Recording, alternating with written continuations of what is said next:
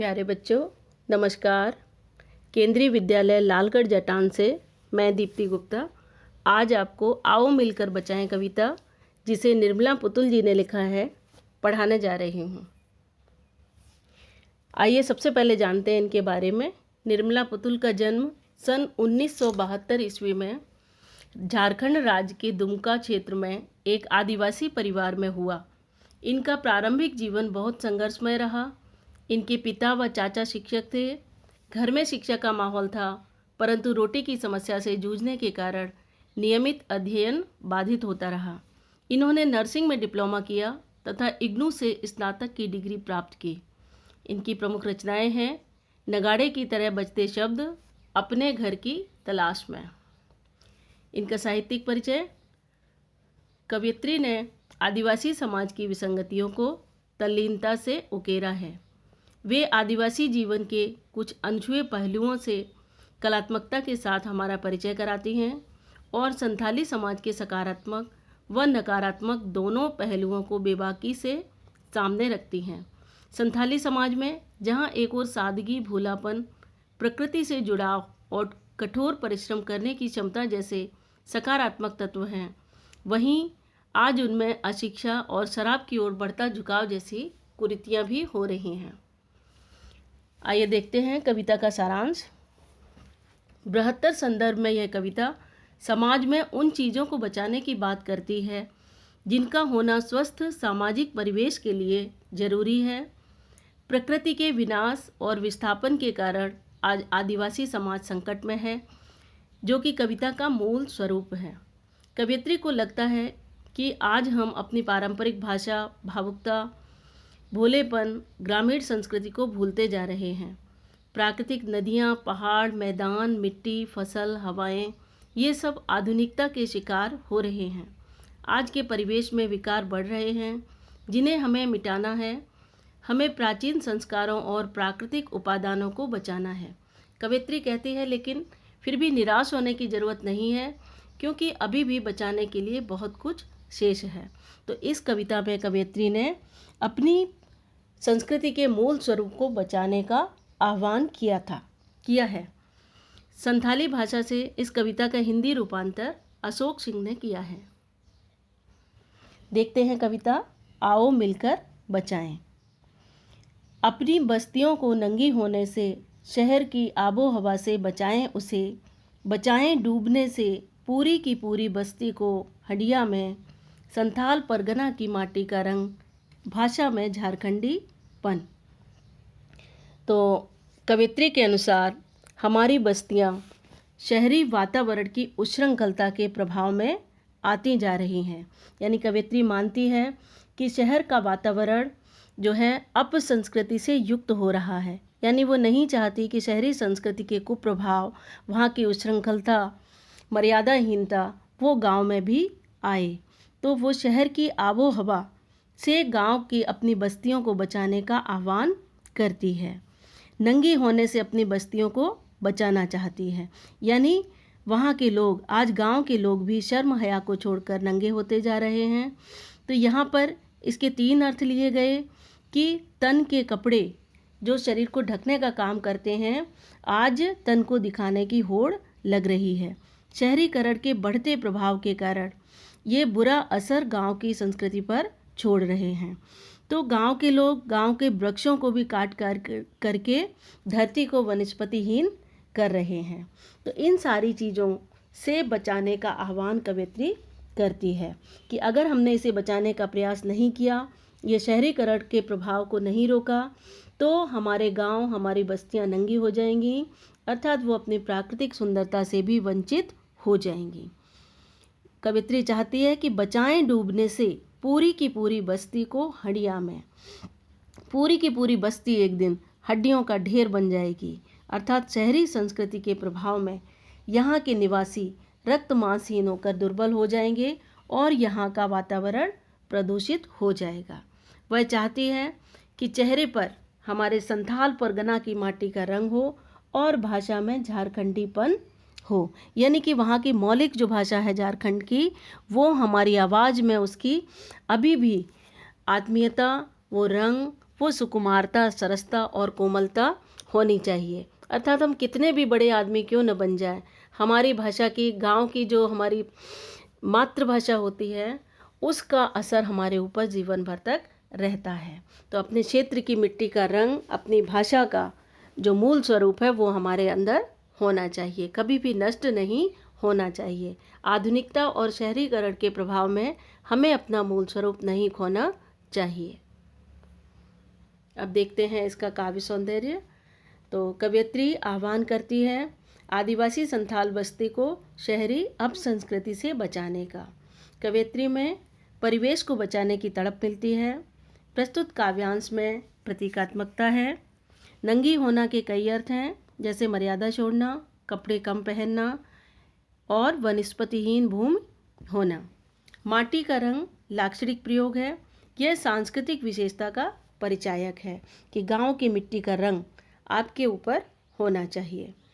भाषा प्रवाहमयी है। उर्दू मिश्रित खड़ी बोली का प्रयोग है। उर्दू के लोक प्रचलित शब्दों का भी प्रयोग है। और सबसे बड़ी बात है, काव्यांश छंद मुक्त तथा तुकांत रहित है। ठंडी होती दिनचर्या में जीवन की गर्माहट, मन का हरापन, भोलापन दिल का, अक्खड़पन, जुझारूपन भी। भीतर की आग, धनुष की डोरी, तीर का नुकीलापन, कुल्हाड़ी की धार, जंगल की ताज़ा हवा, नदियों की निर्मलता, पहाड़ों का मौन, गीतों की धुन, मिट्टी का सौंधापन, फसलों की लहलहाहट, नाचने के लिए खुला आंगन, गाने के लिए गीत, हंसने के लिए थोड़ी सी खिलखिलाहट, रोने के लिए मुट्ठी भर एकांत। तो इस काव्यांश में कवयित्री यह चाहती है कि उसके प्रदेश की जो भी स्वाभाविक विशेषताएं हैं वो सब बची रहें, उनको बचाने का आग्रह और आह्वान करती है। वो चाहती है कि शहरी संस्कृति के प्रभाव से गांव की लोगों की दिनचर्या में एक ठहराव, एक उदासीनता सी आ गई है। यानी लोगों के अंदर जीवन का उत्साह, वो ऊर्जा नष्ट हो गई है। तो वो चाहती है कि ठंडी होती दिनचर्या में कि किस तरह से शहर के लोग एक दूसरे के प्रति उदासीन रह गए हैं। जब भी मिलते हैं उनमें संबंधों की गर्मी, ऊष्मा नहीं दिखाई देती है। तो कवयित्री चाहती है कि उसके गांव के लोगों में, चाहे वो शहर में रहें, कहीं भी रहें दुनिया के किसी भी हिस्से में, उनके अंदर वही आत्मीयता का भाव, वही ऊर्जा, वही जीवन का उत्साह लौट आए। आदिवासियों का मन हरापन एक उत्साह से भरा होता है, हरियाली, सरसता और मधुरता होती है। तो वह चाहती है कि उनके अंदर दिल का भोलापन जो है वह सदैव बना रहे। और साथ ही उनकी विशेषता है एक अक्खड़पन, स्वभाव का अक्खड़पन, बात बात पर गर्म होकर तन जाना और संघर्ष करने के लिए तैयार रहना। ये सारी चीज़ें वापस लौट आएँ। भीतर की आग, धनुष की डोरी, उनके मन में एक आग, एक ऊर्जा, एक उत्साह रहता है। तो वह उत्साह, उमंग कभी नष्ट न हो। धनुष की डोरी और तीर का नुकीलापन यथावत बना रहे। आदिवासियों की कुल्हाड़ी की धार भी सदैव बनी रहे। अर्थात वो अपनी परंपरागत जीवन शैली को ना छोड़ें। तो कवयित्री ने इन सब अपने समाज की इन सब विशेषताओं को, गुणों को याद करते हुए कहा है कि ये कभी भी कहीं भी रहें, ये आदिवासी अपने उत्साह, अपने कर्म, अपनी तेजस्विता और प्रभाव को सुरक्षित रखें। क्योंकि शहरीकरण के प्रभाव से आज आदिवासी समाज के युवाओं की ये विशेषताएं धीरे धीरे नष्ट हो रही हैं। तो वह गांव के अपने प्राकृतिक जीवन को भी याद करती है कि नदियों की निर्मलता, पवित्रता, जंगल की ताज़ा हवा, पहाड़ों का मौन वातावरण, गीतों की मीठी लय, मिट्टी की स्वाभाविक सुगंध, फसलों की लहलहाट ज्यों की त्यों बनी रहे, उन पर शहरी जीवन की छाया भी न पड़े। और आदिवासियों की एक विशेषता है कि उनके जनजीवन में जो नाच गाने का उल्लासमय वातावरण होता है, जरा सी खुशी होने पर वो सबके साथ मिलजुल कर नाच गाकर अभिव्यक्त करते हैं। तो वह बना रहे, नाचने के लिए खुला आंगन उन्हें मिलता रहे, खुले खुले आंगन हो जहाँ नित्य प्रति गीत गाए जाते हों, उनके जीवन में हंसी हो, खिलखिलाहट हो, रोने के लिए थोड़ा सा अकेलापन भी मिले बच्चों के। और ये जो हंसते खेलते तो सबके साथ हैं, लेकिन रोने के लिए उन्हें मुट्ठी भर एकांत चाहिए है। तो ये बड़े बूढ़ों के पहाड़ी प्रदेशों का शांत वातावरण मिले, ये सारी चीज़ें कवियत्री आज भी सुरक्षित रखना चाहती है। देखते हैं इसका काव्य सौंदर्य। पहले इसका भाव सौंदर्य देखते हैं कि इस काव्यांश में कवियत्री ने झारखंड प्रदेश की पहचान व प्राकृतिक परिवेश के विषय में बताया है कि झारखंडी प्रदेश की पहचान वहाँ के नाच गाना, हंसी खिलखिलाहट, खेलकूद, शांति, ये सारी चीज़ें वहाँ की पहचान है, तो वह आज भी बने रहें।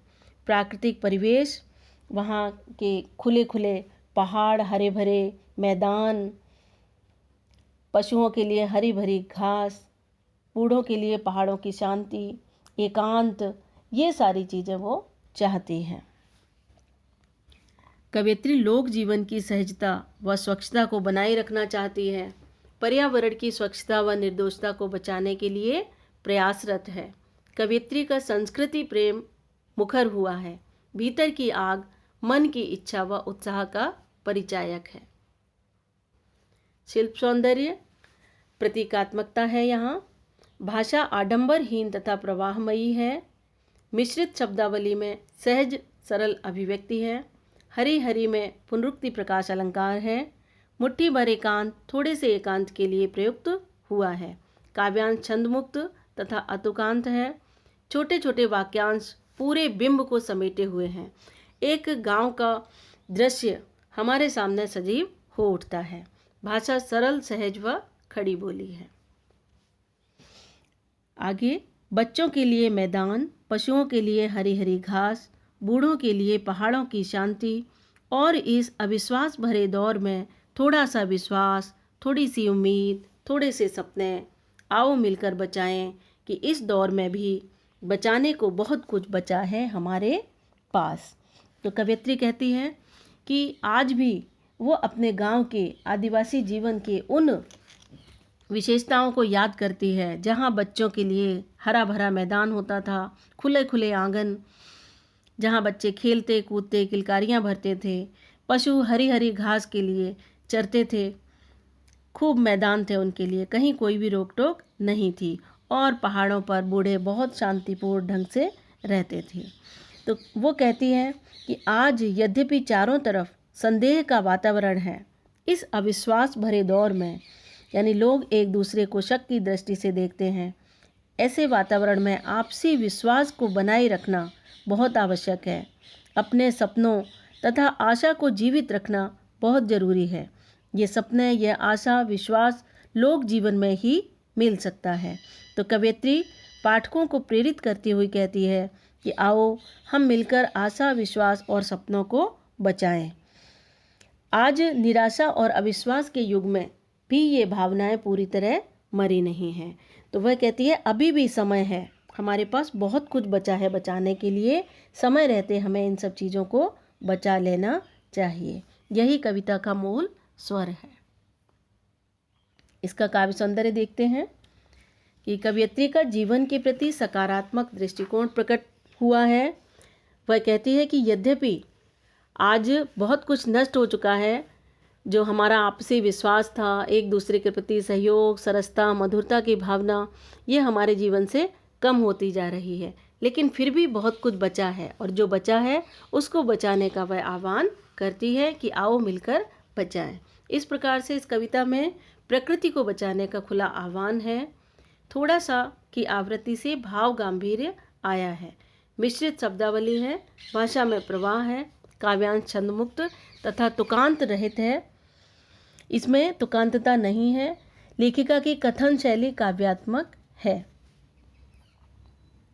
ये देखिए आदिवासी समाज की, उनके लोक कला की, जीवन की कुछ झलकियां हैं कि किस तरह से युद्ध प्रिय, जरा जरा सी बात पर ये धनुष, डोरी की टंकार जो इनके जीवन में गूंजती है, नाच गाना ये सब करते हैं। इनकी दीवारों पर इनके कला के चित्र किस तरह से मिलते हैं। आइए अब देखते हैं इसके कुछ महत्वपूर्ण प्रश्न। माटी का रंग प्रयोग करते हुए किस बात की ओर संकेत किया गया है? तो कवियत्री माटी का रंग से के माध्यम से अपने संथाल समाज में व्याप्त आदिवासी जीवन की स्वाभाविक विशेषताओं को उजागर करना चाहती है। वहाँ का स्वाभाविक झारखंडी भाषा, वहाँ के लोगों का जुझारूपन, अक्खड़ता, नाच गाना, हंसी रुदन, स्वच्छ प्राकृतिक वातावरण, धनुष बाण, कुल्हाड़ी आदि माटी के रंग को व्यक्त करते हैं। अगला प्रश्न है, भाषा में झारखंडीपन से क्या अभिप्राय है? तो हम जहाँ के रहने वाले होते हैं, जो हमारी बचपन की मातृभाषा होती है, उसका असर हमारे ऊपर जीवन भर रहता है। तो यहाँ पर आदिवासी लोगों की, जो झारखंड के लोग हैं, वहाँ की स्वाभाविक बोली, उनके विशिष्ट उच्चारण, स्वभाव के बारे में संकेत किया गया है। और वहाँ का जीवन आज भले ही संकटमय हो, लेकिन कवियत्री ने उनमें परस्पर सौहार्द एवं मैत्री भावना से प्रेरित होकर भाषा में झारखंडीपन का संदेश दिया है कि वे लोग एक दूसरे की समस्याओं को जानें और मेलजोल से रहें। दिल के भोलेपन के साथ साथ अक्खड़पन और जुझारूपन को भी बचाने की आवश्यकता पर क्यों बल दिया गया है? तो कवियत्री को अपने परिवेश की स्वाभाविक विशेषताओं से लगाव है। वह भोलेपन के साथ साथ अक्खड़पन और जुझारूपन को भी आवश्यक मानती है।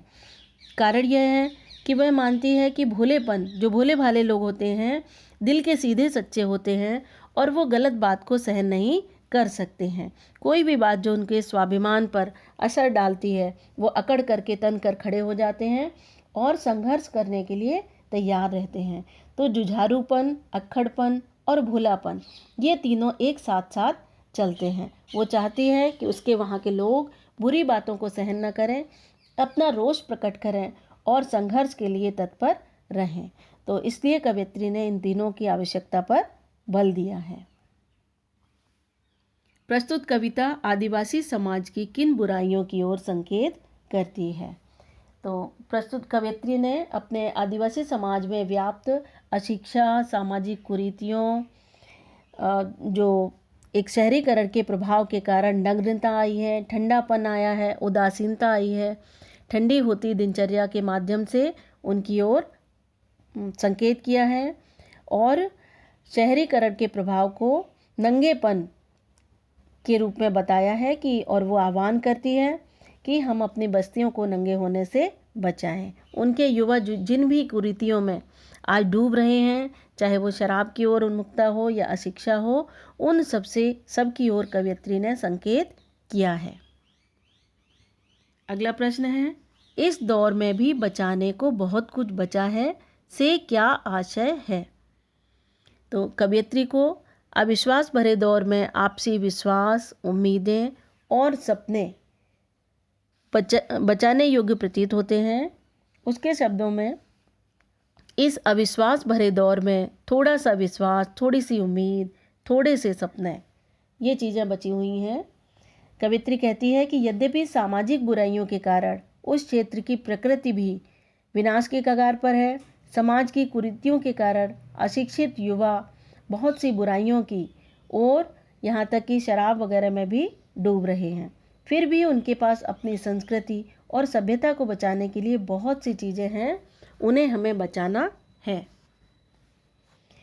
अगला प्रश्न है, बस्तियों को शहर की किस आबो हवा से बचाने की आवश्यकता है? तो कवियत्री कहती है कि बस्तियों को शहर की नग्नता और जड़ता से बचाने की आवश्यकता है। शहर के लोग संवेदना शून्य हो गए हैं, जिसके फलस्वरूप परस्पर प्रेम व सौहार्द का वातावरण नष्ट हो गया है। लोग भौतिकता के आकर्षण में पड़कर प्रकृति की उपेक्षा कर बैठे हैं। इसके कारण शहर में जनजीवन सौंदर्य नष्ट हो चुका है। अतः प्राकृतिक साहचर्य में पनपने के लिए बस्तियों को शहर की जहरीली आबो हवा से बचाना आज की महती आवश्यकता है। धन्यवाद।